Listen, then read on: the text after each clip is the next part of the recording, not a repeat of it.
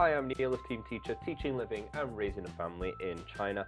Today we're looking at a PowerPoint lesson walkthrough for activities. Let's check it out. First slide is always the rules slide, so at the beginning of the class we go over the rules, I get them to act out the rules and I make sure that they understand, they follow the rules. We get to watch that fun video at the end. Then I'll quiz them on the phrase of the day, so what time of day it is, and we'll go into the lesson. Remember that this is for a Chinese public primary school, so if you have a different setting, you're going to have to kind of change up the slides probably. We're doing it about activities, so I'm focusing a lot on action verbs. So I'm using the modal verb can to give me a structure for them to say as a sentence. So here I'll get them to drill I can play football as a whole sentence, and I've got like this little animated just part of the slide just to kind of draw their attention in a little bit. So once I've had them drill this as a class, I will actually introduce a closed question. My closed question is, can you blah blah blah, and I'll pick out a couple of students and I get them to say yes I can or no I can't. It's their choice.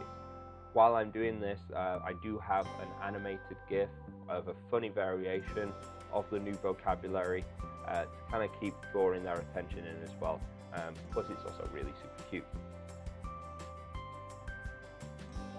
So I have a whole bunch of different activities all following that same structure of drilling the structure, then asking a question. And once we've gone through all of that, then I go straight into a song. This next section of vocabulary and structures and sentence, I don't actually drill that much because I actually know that they've learned this before. So what I will just do is ask them, what can you do? And see if I can get students to call out, I can fly a kite, I can blah blah blah. And the purpose is to introduce the open-ended question, but also to remind them previously of these different activities that they should already know.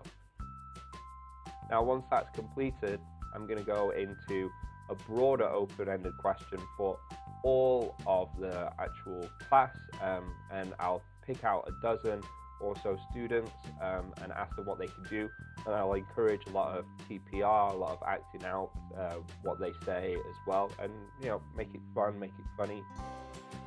Once I feel the energy is dropping, I'll move into a song.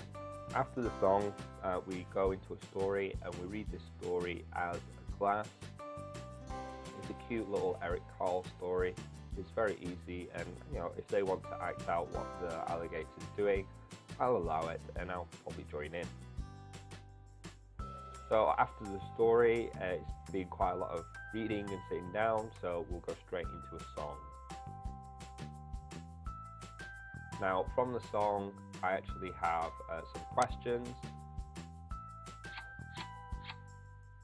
So what can the dog do? And I'm kind of just giving them multiple choice here and see if they can identify what goes with what.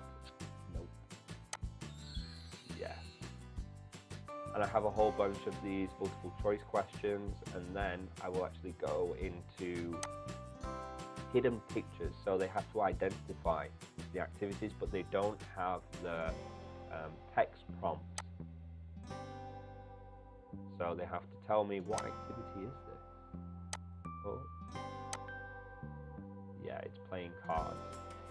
And all of these below are actually really funny animated GIFs as well. And I'll just go through these, and if they're laughing at these as well, it's great. They're entertained, and also it's memorable for them. The more that you can get a student to laugh, the more likely they are to remember what it is that they're learning, and because they're going to want to tell their friends in their other class, oh, I saw this guy playing yo-yo, etc. And after that, all those questions and the comprehension sort of testing, we'll go into charades, and I'll have students come up to the front of the class, act out one of the vocabulary or activities that we've done before that's on the board, and the other students have to guess, and normally gets fun, and they love this. If I run over, I actually have a spare game, which is a memory match game. You do have to do a couple of examples for them to follow. So text, picture, same, blah blah blah, points. A3 text, B2 text. Nope, not the same, they're both text. So this is only there if I overrun. I very rarely use this, but maybe I'll use it in my next class for a quick review.